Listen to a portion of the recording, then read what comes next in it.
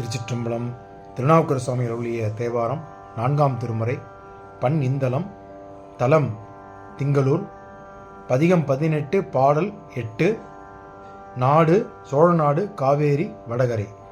8 கோலாமவர் ஈரில் பெருங்குணம், 8 கோலாமவர் ஈரில் பெருங்குணம், 8 கோலாமவர் சூடும் இன மலர், 8 கோலாமவர் ஈரில் பெருங்குணம், 8 கோலாமவர் சூடும் இன்மலர், 8 கோலாம் தோள் இணையாவன, 8 கோலாம் திசையாகின தாமே, 8 கோலாம் தோள் இணையாவன, 8 கோலாம் திசையாகின தாமே, 8 கோலாம் திசையாக்கின தாமே, திசையாக்கின தாமே. திருச்சிற்றம்பலம். இந்த 8ஆம் பாடல் விளக்கத்தை பார்த்து விடலாம். இந்த 8ஆம் பாடலில் அவருடைய குணங்கள், பெருங்குணங்கள் 8, அழிவில்லாத சிவபெருமானை அழிவில்லாத குணங்கள் 8. அவர் விரும்பி சூடப்படும் மலர்களின் மலர்கள் 8. 3வது வரியாக அவர் தோள்கள் இணையாக இருப்பது தோள்கள் 8.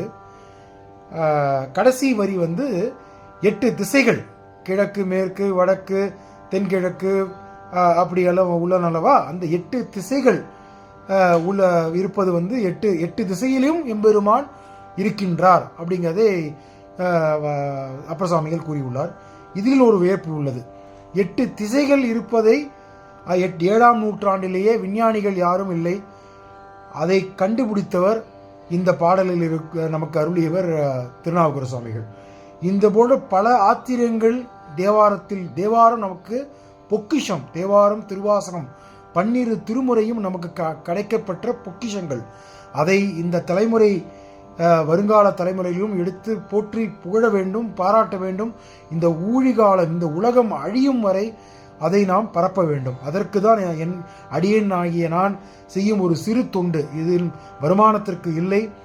தாங்கள் அனைவருக்கும் தெரியும். சுவாமியின் பெருமையை நாம் 8 திசைக்கும் எடுத்து சொல்ல வேண்டும். அப்படிப்பட்ட நால்வர் பெருந்தைகள் நமக்கு அழித்து சென்ற தேவாரம், திருவாசகத்தை பரப்பும் நோக்கம்தான் இந்த பாடல் மூலமாக நான் தெரிவித்துக் கொண்டிருக்கின்றேன். இந்த 8ஆம் பாடலில் மிகவும் பொக்கிஷமாக 8 திசைகள் உள்ளன, அறிவியல் நுணுக்கங்கள் உள்ளதனை நாம் பார்த்து கொண்டிருக்கின்றோம்.